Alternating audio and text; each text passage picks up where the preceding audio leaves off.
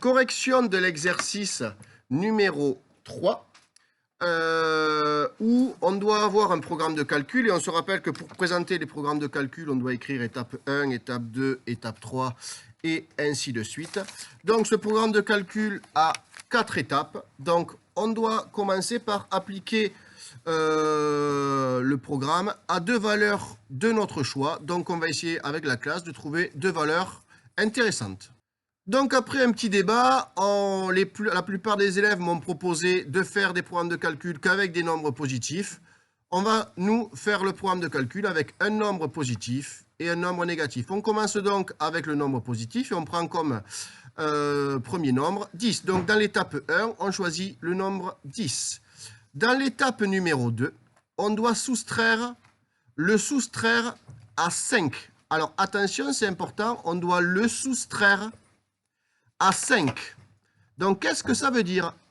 Donc oui, alors beaucoup d'élèves ont fait l'erreur, si on doit le soustraire à 5, donc on doit l'enlever à 5. Donc c'est 5 moins 10 et 5 moins 10, ça fait moins 5. On doit ensuite, dans l'étape numéro 3, le multiplier par 4. Donc on fait moins 5 fois 4, ce qui va nous donner moins 20. Et ensuite, dans l'étape 4, on doit ajouter le triple du nombre de départ. Le triple, donc c'est fois 3. Donc c'est moins 20 plus le triple du nombre de départ. Donc 10 fois 3. Donc ça fait moins 20 plus 30. Ce qui nous donne 10. Alors, avec 10 au départ, on retombe 10. Est-ce que ça va faire ça avec le nombre suivant? On va essayer. Donc on fait la même chose. Donc on va prendre un nombre négatif maintenant. Donc dans l'étape 1, on va prendre moins 7.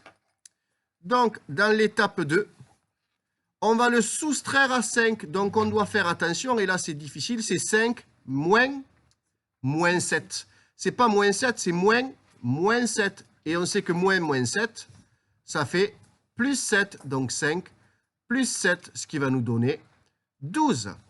On passe à l'étape numéro 3, où on doit le multiplier par 4. 12 fois 4, ça nous donne 48. Et on passe maintenant à l'étape numéro 4. On doit ajouter le triple, donc on fait 48 plus le triple de moins 7, donc plus 3 fois moins 7, ce qui nous donne 48 plus moins 21, ce qui va nous donner combien? On trouve donc 27. Bon, donc on voit qu'il n'y a aucun lien entre le nombre de départ et le nombre d'arrivée. Exprime le résultat obtenu par le programme pour un nombre x au hasard. Donc on va faire exactement la même chose pour un nombre x, tout court comme me dit Lise. Donc on choisit x. Dans l'étape 2, on le soustrait à 5. Donc on fait 5 moins x. Dans l'étape 3, on multiplie ça par 4, donc 5 moins x fois 4. Et là, on développe, on a une parenthèse multipliée par un nombre, ça fait 5 fois 4, ça fait 20. Et 4 fois x, ça fait 4x, donc 20 moins 4x. Et on passe donc à la dernière étape, l'étape 4, où on a 20 moins 4x. Et on doit ajouter le triple du nombre de départ, donc plus 3x. Et là, on voit qu'on a des termes de la même famille. Ici et ici, c'est la même famille. Donc, on obtient 20. Et ça se calcule. Moins 4 plus 3x, moins 4x plus 3x, ça fait moins x.